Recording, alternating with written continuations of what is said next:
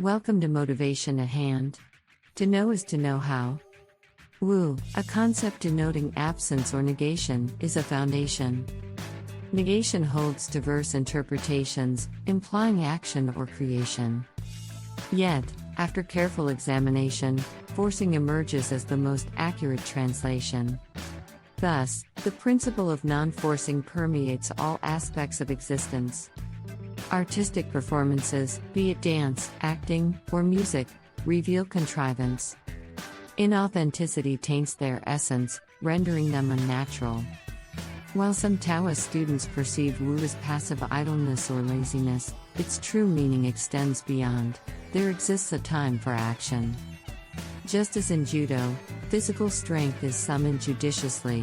When the opponent is off balance and vulnerable, force is applied subtly. Force is never employed at inappropriate moments. Shakespeare recognized the critical juncture that leads to success. Understanding the current and flowing with events resembles the art of sailing, guided by the natural course.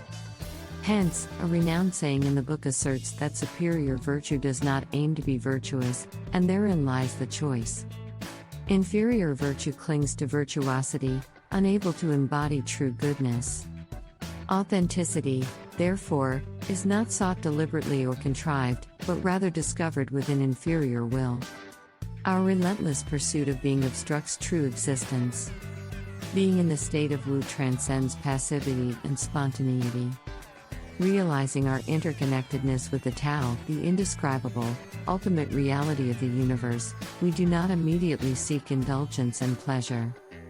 The experiences that unfold are not products of defying societal rules. Merely reversing those rules still conforms to their influence. This is not authentic spontaneity. Genuine desires reveal themselves in profound stillness. We already reside in a state of bliss, for Earth is our celestial vessel traversing boundless space. Each of us embodies the Brahman, the eternal self of the universe, beyond description, classification, or thought. And so, I declare, I am that, now I shall revel. But what kind of revelry ensues?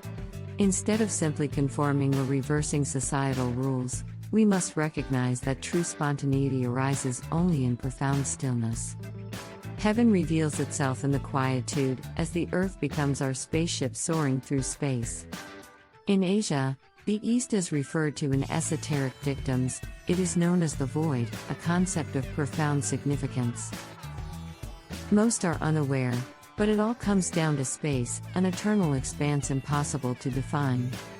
The notion of nothingness serves as the foundation of the universe. To apprehend this truth, we must embrace childlike wonder, returning to the curiosity of our early years. What wonders lie beyond the stars?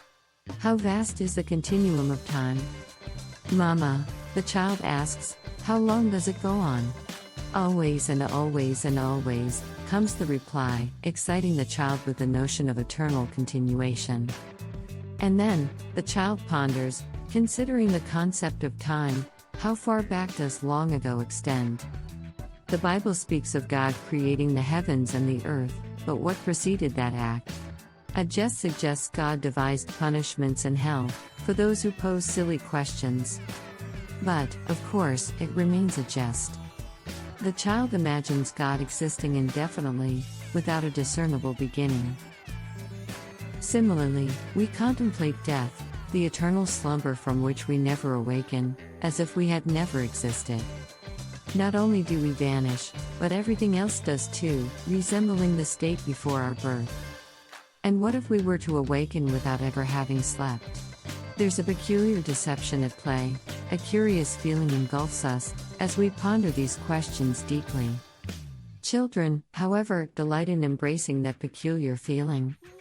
Sentient beings engage in peculiar activities, spinning vigorously until the ground blurs, playing with their eyes, making faces, exploring the capabilities of their bodies, for from the beginning, they recognize the strangeness of the world. It remains an enigma to humanity. It appears today as the former president has been indicted on 37 charges by the department. As everyone comprehends its nature, yet refuses to acknowledge it openly. Society conditions us to deny its reality, yet deep within, we know the truth. To rediscover it as adults, we must approach it as children once again. What does this entail? What does it signify?